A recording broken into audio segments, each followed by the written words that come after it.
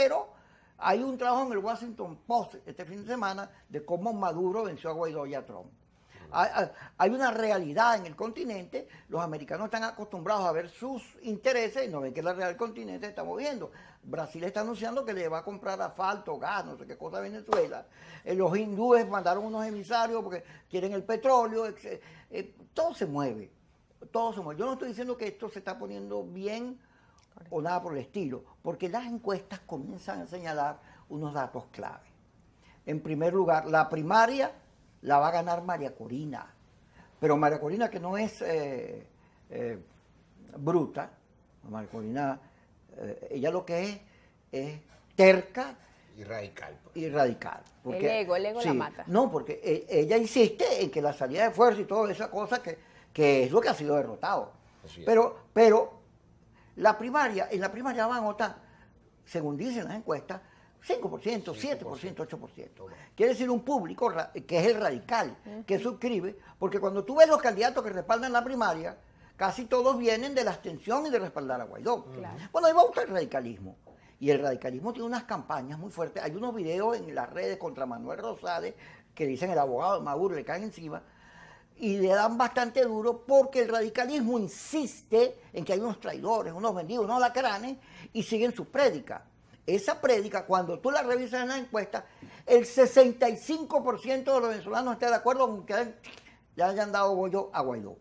No lo respaldaban. El líder menos querido de Venezuela es el señor Guaidó. ¿Por qué? Porque el señor Guaidó perdió. Sencillo. Mintió. Y además no logró su objetivo. Perdió. Pero además comienza unas reflexiones que tú dices, wow, ¿qué está pasando? La mayoría de la gente, casi el 70%, quiere acuerdos entre la oposición y el gobierno para solventar problemas como el salario. Correcto. Pero no solo eso, tú vas revisando las sanciones.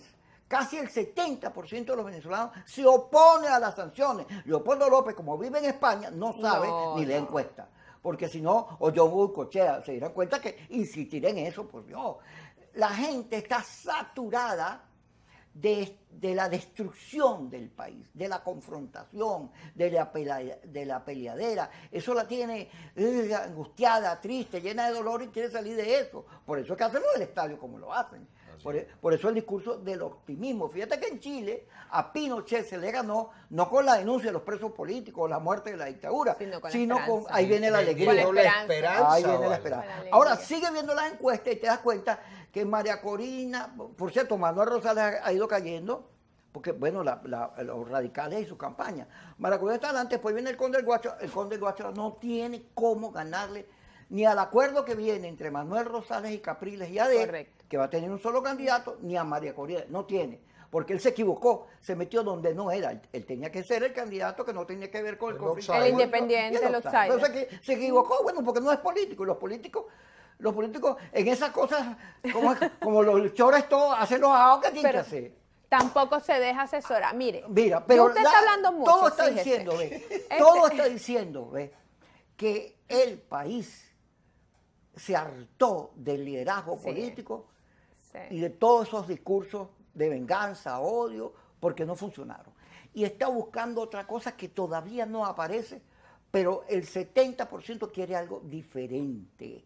Diferente al cuento de Leopoldo, diferente al cuento de Capriles, diferente al cuento de María Corina, diferente a esos cuentos. Quiere una cosa que no es el vengador ni el estadista.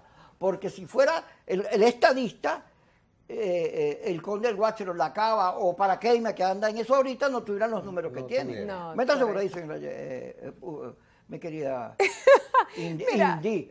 Bueno, fíjate que las primarias yo sigo creyendo que eso va a terminar en un consenso de ellos mismos, un acuerdo de ellos mismos. Mira, María Corina no tiene cómo contrarrestar todo este bloque que se une en contra de ella, porque ella se va a salir de las primarias porque la van a expulsar con lo del CNE. Pero correcto, pero es que además esto lo hemos dicho desde el día 1, lo que pasa es que a veces no nos escuchan, usted lo ha dicho aquí en el programa, María Corina eso es una trampa, María Corina eso es una trampa porque de hecho lo que más quería la comisión de primaria o lo que más quieren los que son pro primaria era que María Corina participara porque María Corina es una voz que le da legitimidad al proceso de primaria, pero ellos la engatusan, la meten en la primaria sabiendo que hay unas condiciones que ella de plano oposición no va a aceptar, para que ella quede como siempre, como la rompegrupos. Es más, si María Corina me ve, yo le mando un mensaje: mija, acepte las condiciones, vaya hasta el final para que entonces le haga la vida triste a los otros, porque si ella renuncia en este momento, bajo la excusa de que va a hacerse el proceso con los técnicos del CNE, lo que va a estar es dándole la razón a quienes desde el principio no querían la participación de ella de una manera efectiva. En todo caso, ¿resuelve un candidato de primaria la necesidad de que la oposición avance políticamente unificada, de que la oposición se depure, de que la oposición pase a tener una propuesta país?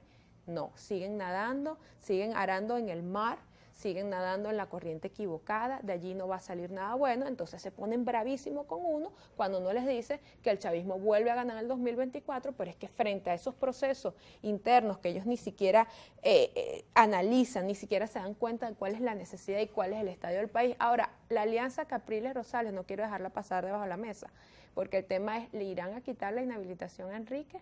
Irán a quitarle la inhabilitación, entonces si se la quitan es porque es una jugada que de alguna forma favorece al gobierno, porque si esa fórmula no lo favorece, es una fórmula fuerte, entonces no deberían de quitarle la inhabilitación. Todavía hay cosas sobre la mesa, yo sigo creyendo que el consenso puede ser una alternativa, pero lo que le falta al consenso todavía también es más fuerza, más empuje, que la gente entienda de qué se trata el consenso y cómo el consenso podría ser de repente una decisión un poco más medida en la búsqueda y en la construcción de ese candidato o candidata que realmente tenga fuerza para enfrentar al chavismo. Ahí está el PSUV en un gran despliegue.